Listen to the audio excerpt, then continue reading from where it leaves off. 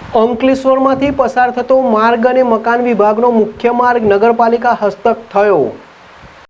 અંકલેશ્વરમાંથી પસાર થતો માર્ગ અને મકાન વિભાગનો મુખ્ય માર્ગ નગરપાલિકા હસ્તક થયો।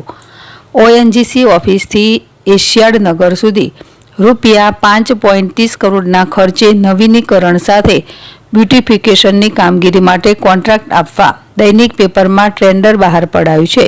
આગામી સમયમાં ચોમાસા બાદ માર્ગનું નવીનીકરણ હાથ ધરાશે। 2.80 કિલોમીટર સુધીનો મુખ્ય માર્ગ માટે રૂપિયા 5.30 કરોડના ખર્ચ બાદ બ્યુટિફિકેશન હાથ ધરાશે।